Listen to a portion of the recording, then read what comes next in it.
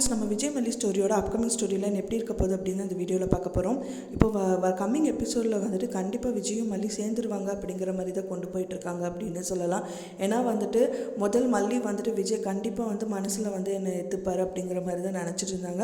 அப்புறம் அவங்களே வந்துட்டு ரொம்ப வெறுத்து போயிட்டு விஜய்கிட்டே டைரெக்டாக சொல்லிடுறாங்க, இனிமேல் நான் வந்து இந்த மாதிரிலாம் நினைக்க மாட்டேன், நீங்கள் எப்போ வந்து இப்போ பெட்டிஷன் அதாவது வந்துட்டு டைவர்ஸ் பெட்டிஷன் கொடுத்தாலும் வந்துட்டு நான் சைன் பண்ணிடுவேங்கிற மாதிரி சொல்கிறாங்க. அது மட்டும் இல்லாமல் நிறைய சிக்கலை வந்துட்டு ராஜி உண்டுபடுத்துகிறாங்க. விஜயோட சொத்து எல்லாமே அவங்களுக்கு வரணும் அப்படிங்கிற மாதிரி ஃபஸ்ட்டாக வந்து இப்போது விஜயோட கன்ஸ்ட்ரக்ஷனை அவங்களோட பேரில் எழுத பார்க்குறாங்க. அதுக்கு வந்து பார்த்திங்கன்னா அவரோட மேனேஜரான குணசேகரனை யூஸ் பண்ணிக்கிறாங்க. அதுக்காக வந்து குணசேகரனும் வந்துட்டு ஓகேங்கிற மாதிரி சொல்கிறாரு. காலையில் வந்து விஜய் ரொம்ப ஃப்ரெஷ் ஆகிட்டு வெளியில் வராரு. ஸ்டெப்ஸை விட்டு இறங்கி வந்ததுக்கப்புறம் ராஜிகாவை பார்த்துட்டு குட் மார்னிங் ராஜிகா அப்படின்றாங்க. குட் மார்னிங் எல்லாம் கிடையாது, ஃபஸ்ட்டு பேப்பரை பாரு அப்படிங்கிற மாதிரி சொல்கிறாங்க. பேப்பரை படித்து பார்க்குறாங்க. அப்போ தான் தெரியுது இன்வெஸ்டர்ஸ் எல்லாம் வந்து ஏமாந்து போயிடறாங்க.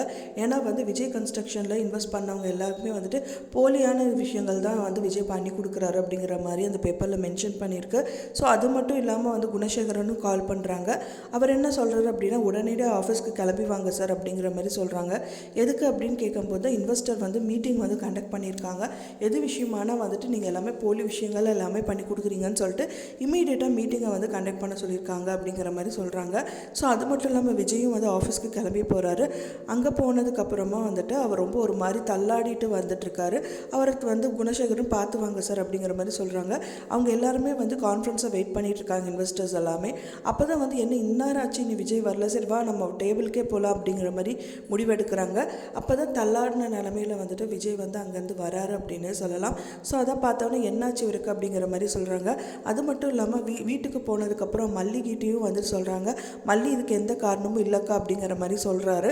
மெயினாக வந்து பார்த்திங்கன்னா ராஜி எதாவது சொல்லியிருப்பாங்க. அதாவது வந்துட்டு இப்போ அவர் குடிச்சிட்டு வந்திருக்காரு அப்படின்னா அதுக்கு காரணம் ஒரு மல்லி தாங்கிற மாதிரி சொல்லியிருப்பாங்க. ஸோ அதுக்கு அவள் வந்து எந்த விதத்துலையும் காரணம் இல்லை அப்படிங்கிற மாதிரி தான் வந்து விஜய் சொல்லியிருப்பார். அது மட்டும் இல்லாமல் அவர் பெட்டில் படுக்க வச்சுட்ருக்காங்க. அவரை பார்த்தோன்னே வந்து மல்லி வந்துட்டு ஒரு சமயம் டைவர்ஸ் விஷயமா பேசினதுனால தான் இவர் இந்த மாதிரி இருக்காரோ அப்படின்னு சொல்லிட்டு இனிமேல் இந்த பேச்சை நான் எடுக்க மாட்டேங்க அப்படிங்கிற மாதிரி அவங்க ஒரு மாதிரி ஃபீல் பண்ணிவிட்டு அழுதுட்ருக்காங்க. ஸோ இந்த மாதிரி தான் வந்துட்டு எபிசோட்ஸில் காமிக்க இருக்காங்க. கூடிய விரைவில் வந்துட்டு ராஜிகா தான் இந்த விஷயங்கள் எல்லாமே பண்ணுறாங்க தெரிய வந்துருச்சு அப்படின்னா கண்டிப்பாக மல்லியை வந்துட்டு விஜய் ஏற்றுப்பார் அப்படின்னு தான் எதிர்பார்க்கப்படுது. அதுதான் நம்மளோட எண்ணங்கள் கூட. ஸோ அது வந்து பார்க்கலாம், வெயிட் பண்ணி பார்க்கலாம். நீங்கள் என்ன நினைக்கிறீங்க அப்படின்னு சொல்லிட்டு எனக்கு மறக்காமல் கமெண்ட்டில் ஷேர் பண்ணுங்கள். நான் சொன்ன இந்த தகவல் உங்களுக்கு பிடிச்சிருக்கும்னு நினைக்கிறேன். பிடிச்சிருந்தா மறக்காமல் லைக் பண்ணுங்கள், ஷேர் பண்ணுங்கள், கமெண்ட் பண்ணுங்கள், சப்ஸ்கிரைப் பண்ணுங்கள். மேலும் இன்னொரு மல்லி சீரியல் அப்டேட்டோட நெக்ஸ்ட் மீட் பண்ணுங்கள். தேங்க்ஸ் ஃபார் வாட்சிங்.